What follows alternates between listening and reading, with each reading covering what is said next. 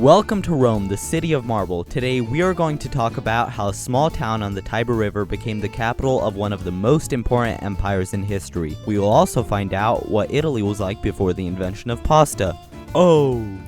First of all, notice I said Rome, not the Roman Empire. Rome was so much more than just an empire. First, Rome was a monarchy, then it was a republic. The Roman Empire didn't start until 780 years after Rome was founded. So let's get into how Rome was founded. The traditional story of Rome is that two brothers named Romulus and Remus were grandsons of the king of Alba Longa, but the king was deposed by his younger brother Amulius. Amulius ordered Romulus and Remus to be thrown into the Tiber River, but they survived and were saved by a she-wolf. They were found by a shepherd named Fastulus who raised them, but when they got older they were told who they really were, so Romulus and Remus went back to Alba Longa and overthrew their great uncle. Afterwards they established a small settlement on the Tiber River, but during a disagreement Romulus killed his brother. This would definitely be the last time that somebody would kill someone in Rome for power.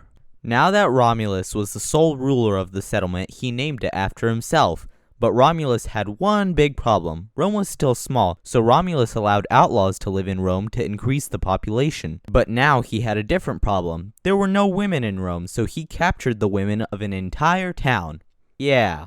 After Romulus died, there were 6 more Roman kings, but the last king, Tarquin, was overthrown, and the Roman Republic was established to rule the Roman people and to keep any one person from ever gaining sole power. So let's talk about the Roman Republic. This republic was created with the Senate and 2 consuls who had a 1-year term limit. The consuls were supposed to keep each other in check, and most of the time one would be at home and the other was fighting wars. And in this republic you would find yourself in one of 2 social classes. You would either be a patrician or a plebeian. The patricians were the higher class, consisting of political, military, and religious leaders. The plebeians were basically everybody else. There was a big divide between the 2 classes, and it would be a big problem in the Republic because the plebeians, who made up a majority of the population, wanted better rights and more power in the government. But eventually, the 2 classes were made basically equal. Plebeians could even become consuls. Now let's talk about Roman expansion. Now the Romans wanted to expand, so over the next 100 years, they conquered the Latin League, the Samnites, and the Etruscans. Then they conquered Magna Graecia to take full control of the Italian peninsula. Then we have the Punic Wars. The Punic Wars were wars fought between Rome and Carthage. It began when both sides were called to Sicily. The Carthaginians came to help Syracuse, but Rome came to help Messina. But Rome had a problem. Before the war, Rome had a small and weak navy, but they found some beached Carthaginian warships that they copied. And after having to adapt after some early naval losses, Rome severely weakened the Carthaginian navy at the Battle of Cape Icnomus. Now with naval superiority, Rome invaded North Africa to try to attack Carthage directly, but Rome was defeated and was forced to leave North Africa. But eventually Rome conquered Sicily, and they even decided to take control of Corsica and Sardinia because they were Rome and they could. After this war, Carthage established control on southern Spain, but Carthage attacked a Roman ally in the area called Saguntum. So Rome declared war on Carthage for the second time, starting the Second Punic War. So a Carthaginian general named Hannibal crossed the Alps into the Italian peninsula with 30,000 troops, 15,000 horses, and 37 war elephants. Hannibal spent the next 15 years in Italy attacking the countryside and defeating the Romans wherever they met. So the Romans adopted a policy of not attacking Hannibal but attacking places that he wasn't at. And they cut off his supply lines, which weakened his army. But hey, what's going on in Spain? Scipio, a Roman general, had taken control of Carthaginian territory in Spain. And now he wanted to give Hannibal a taste of his own medicine by invading North Africa. So Hannibal returned to North Africa and the two met at the Battle of Zama, which ended in a Roman victory. This battle ended the Second Punic War. The Third Punic War was started because Carthage had said in their treaty with Rome that they couldn't wage war without Roman permission. But when Numidia was getting aggressive around Carthaginian territory, Carthage attacked Numidia. Certain members of the Roman Senate convinced everybody that Carthage needed to be destroyed because they violated the treaty, so eventually Rome attacked and destroyed Carthage. And in the same year, Rome conquered Greece. Rome seemed invincible, but then they went through many civil wars that divided the people greatly.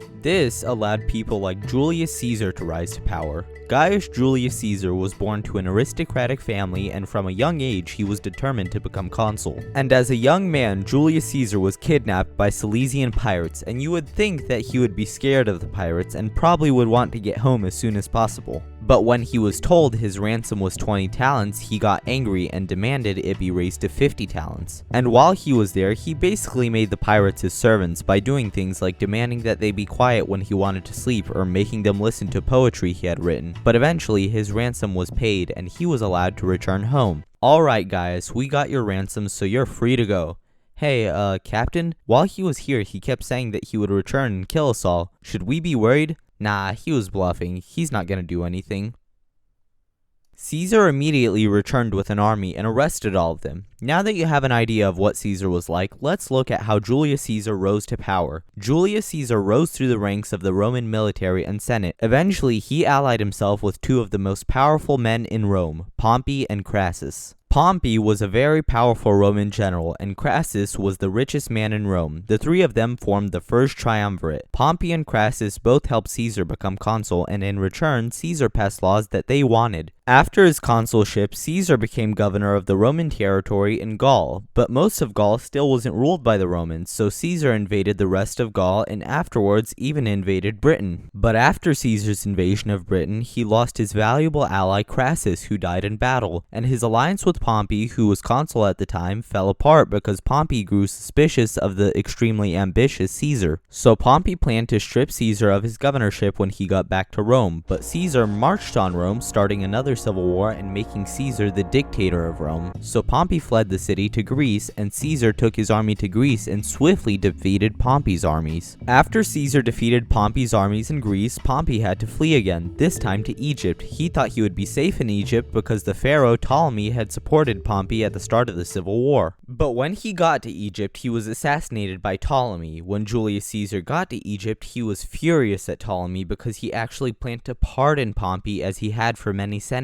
that had sided with Pompey. Hey, so I'm going to pardon all of you, and to prove that I'm not holding a grudge, I'm giving you guys back all the daggers that my soldiers confiscated from you. In Egypt, Julius Caesar fell in love with Cleopatra, the sister of Ptolemy. Cleopatra wanted to be pharaoh, so Caesar helped Cleopatra in a civil war between her and her brother. After that, he returned to Rome and ruled as a dictator for many years, and he passed a lot of laws that helped the regular Roman people and was very popular. So eventually, he named himself dictator for life, but some senators didn't like what Caesar was doing and started to conspire against him, and on the Ides of March, Caesar was assassinated on the Senate floor at the foot of a statue of Pompey. But the Roman people didn't react well to Caesar's assassination because they actually liked Caesar, so some of the assassins like Brutus and Cassius had to flee to Greece to build up armies to protect themselves. But in Rome, now we have a power vacuum, so Mark Antony took control of Rome, and soon after, Caesar's nephew Gaius Octavius, who is also known as Octavian, arrived in Rome because he was Caesar's heir. Mark Antony, Octavian, and Marcus Aemilius Lepidus formed the second triumvirate. They proceeded to hunt down Caesar's assassins, and after defeating all of Caesar's assassins, Octavian and Mark Antony started another civil war against each other. But Mark Antony was defeated in Egypt. Now Octavian was the sole ruler of Rome, so he renamed himself Caesar Augustus and became the first official Roman emperor. And now we are finally going to talk about the Roman Empire. He began to reform Roman laws, which brought about Pax Romana, which lasted 200 years. And Augustus began to build a bunch of marble buildings in Rome, and since Augustus's reign was so good, his heirs will probably try to keep things the same way.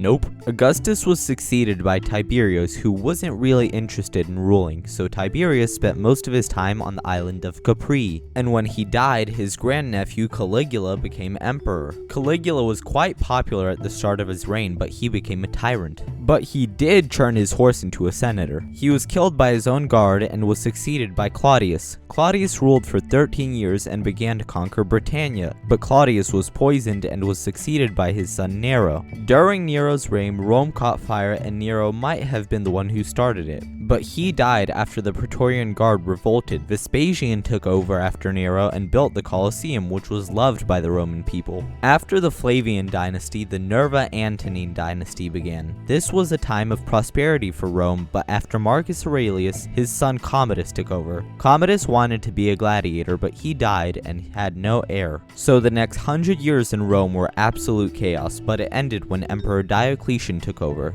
Diocletian split the empire in two parts. He was in charge of the east and his friend Maximian was in charge of the west, and each half was divided in half and ruled by co-emperors. This system brought peace to the empire again. Eventually, Diocletian resigned and he probably established an heir to prevent infighting, right? No, his resignation caused a power vacuum. Eventually, Constantine came out on top. Constantine was the first Roman emperor to allow Christianity in the empire, and he moved the capital of the empire to Byzantium, which he renamed Constantinople. This is where our video ends. This is just a small part of the history of Rome. I could make an hour-long video just on Julius Caesar or Caesar Augustus, but I did my best to summarize the story of Rome. Anyway, this is History Unmasked saying see ya.